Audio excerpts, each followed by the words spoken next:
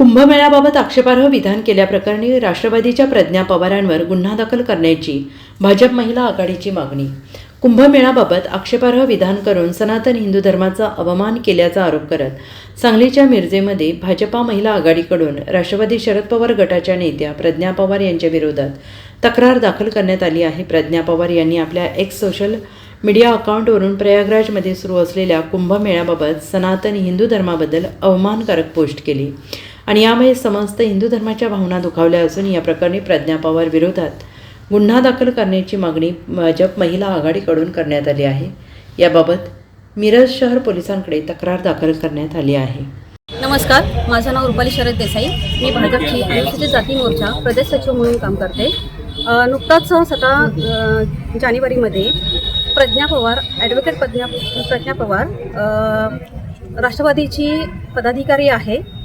तिचं Xavier tweet येतं आहे. बऱ्यापैकी त्यांचं ट्विटर हे विरोधी पक्षाच्या असल्यामुळं तुतारीच्या आहेत त्यांचं आमच्या विरोधातच येते. पण ह्यावेळेला त्यांनी हाईट केलेली आहे. महाकुंभमेळा जो आमच्या हिंदुत्वाचा श्रद्धास्थान आहे त्याच्याबद्दल इतकं घनड आक्षेपार्ह बोलणं केलेलं आहे की म्हणजे त्यांच्या त्या पोस्टला माफीच नाही अशा पद्धतीनं त्यांनी जे पोस्ट केलेली आहे त्याचा आम्ही पूर्णपणे सगळ्या महिलांच्या वतीनं आम्ही निश्चित करतो आणि सर्व सनातनीच्या धर्माच्या बाजूने आम्ही त्यांचा निषेध करतो आहे आणि त्यांच्या विरोधात निवेदन देण्यासाठी आज आम्ही पोलीस स्टेशनमध्ये आलेलो आहोत. त्यांच्या विरोधात कडक आणि लवकरात लवकर कारवाई व्हावी ही आमची नम्र विनंती आहे. Bureau report SBN Marathi Miraj.